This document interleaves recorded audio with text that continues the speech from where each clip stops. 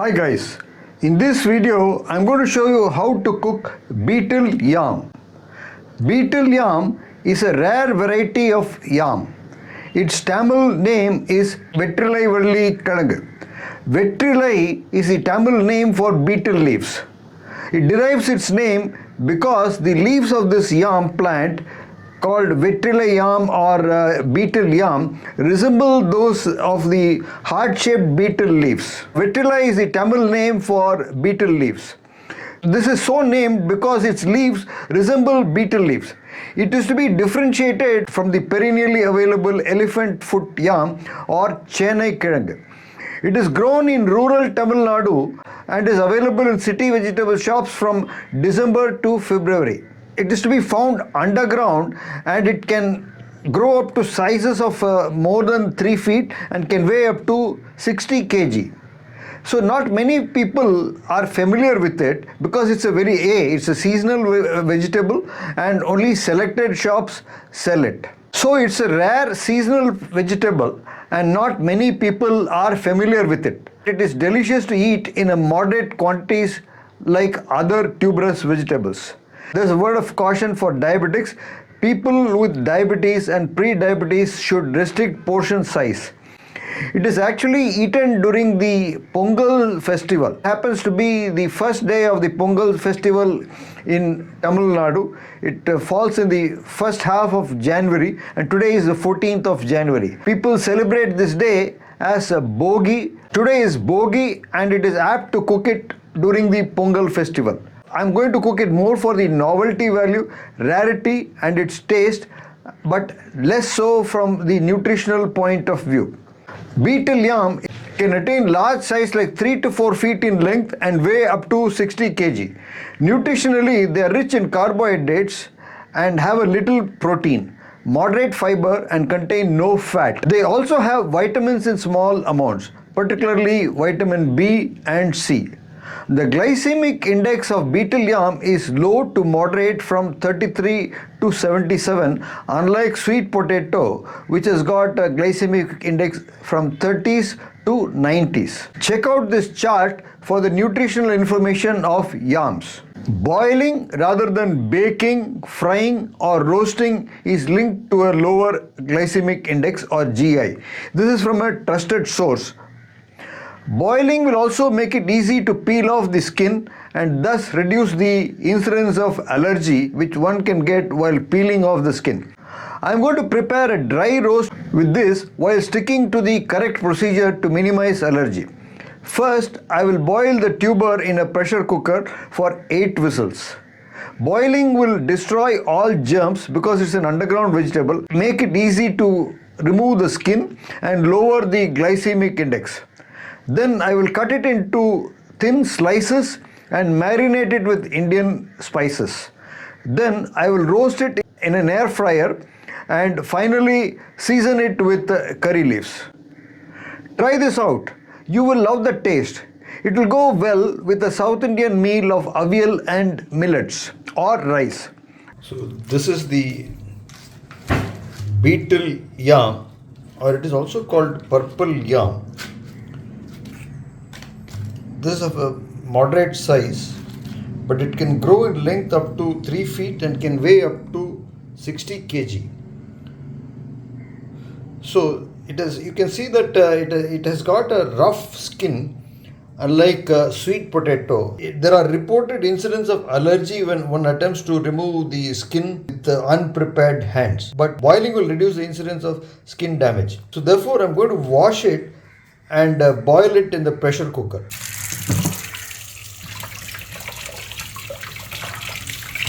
I am attempting to remove all the mud which may be sticking to the, and that's it. Now I will transfer these to the pressure cooker. Meanwhile, I am preparing the condiments for marinating: turmeric powder, chili powder, dhania powder or coriander powder, salt, curry leaves, 2 lemons. I will be using the juice of 2 lemons, and there is a dish to pour these condiments and mix them. That is the 8th whistle. I'm going to turn off the gas and hope that it is cooked. Wait for the cooker to cool down, drain out the water and peel the skin from the yam. It's been silent for some time. I'm going to remove the weight.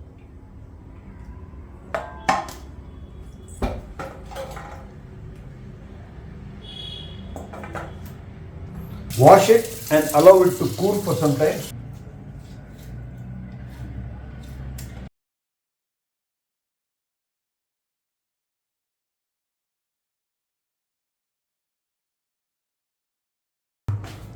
You can see that it has got a purple tint to it, so it's called the purple yam or betel yam.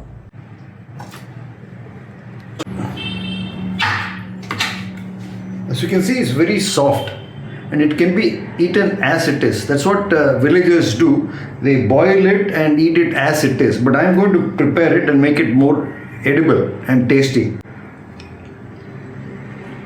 It's bland like any starchy vegetable. It doesn't have a taste of its own.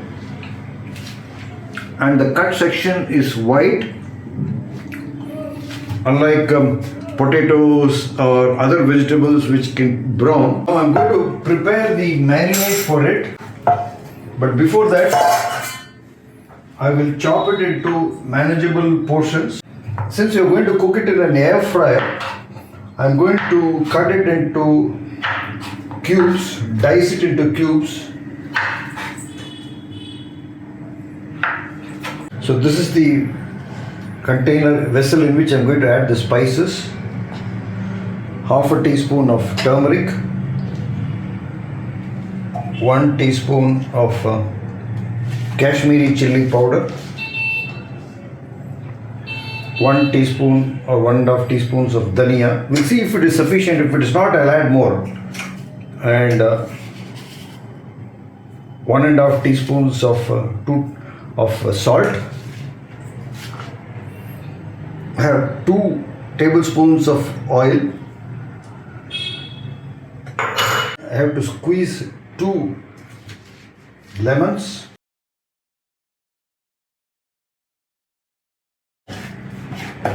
Mix it all together.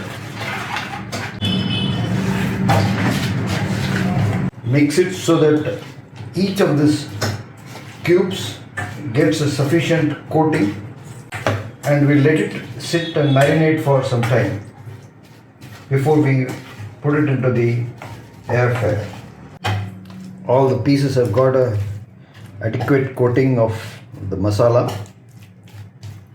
So you would have observed that I'm not wringing my hands nor scratching them. I was lucky that I didn't get any allergies. The secret is to boil this betel yam in water adequately. Boiling removes all the impurities. The skin is easy to peel off, and if there are any allergens, it doesn't happen. So boiling is the secret. If you want to cook it without boiling it and you don't have access to water, then you can apply oil to your hands, coconut oil, and then handle this vegetable while chopping it and frying it on a tawa. Now I am going to transfer the marinated yam into the container of this air fryer. Spread it uniformly so that air comes into contact with all the pieces. You should not use butter paper or silver paper at the bottom.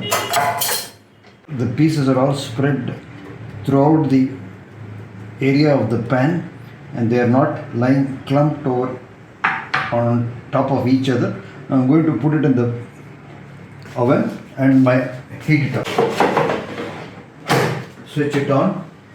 This has got presets, but I am going to be setting the temperature and the time by myself, and I don't need those presets. So first is to power on the air fryer. So the temperature is showing a 180, so that's sufficient. And time, I will set it to 15. Because it's already been cooked once by boiling, this should be sufficient. So 180 degrees and 15 minutes. So now I'm going to press start. It will start cooking. While it is cooking, you can take it out and give it a stir. You can see the temperature and time flashing here, 185 degrees and 15 minutes. I'll be seasoning it with the curry leaves in the air fryer itself towards the end. 5 minutes have passed. I'm going to check if it is cooking properly. Stirring it again.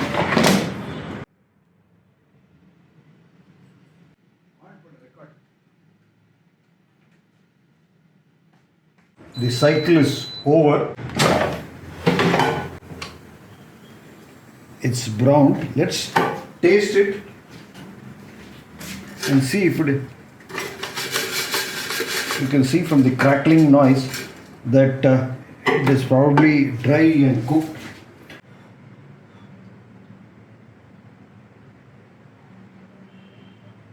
Tastes good, but I think it can roast for some more time. So I'll cook it additionally for another 5 minutes. But now I'll add the curry leaves.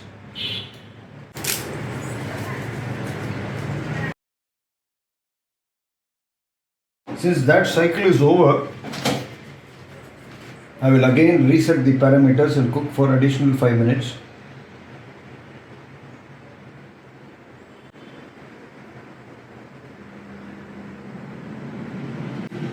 Five minutes, 180 degrees, 185 degrees. The curry leaves have been sauteed without any oil, and you can hear that they are crunchy. 2 minutes more. So cooking is over.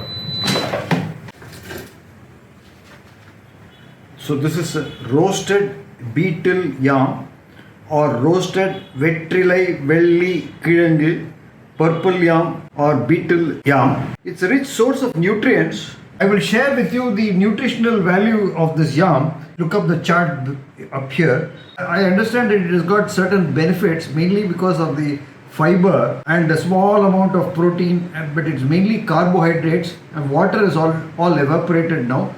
But because it is rich in carbohydrates, it should be very delicious to eat. You can eat it as a side dish with your main course, like avial and millets, or avial and rice, or sambar and rice, or even as a snack. I made a similar dish with the other yam called chenai kilangu or elephant foot yam, the same air fryer a couple of days back. You can check out that video up here. I'm really being enamored by this air fryer. I'm going to try out more dishes on the air fryer. My next dish is going to be roasted raw plantain in the air fryer. That video will be linked up here. Have a look at it when it comes up. Try this out. You will love the taste. It will go well with a South Indian meal of avial and millets or rice. To see how I made millets in a microwave oven, see this video.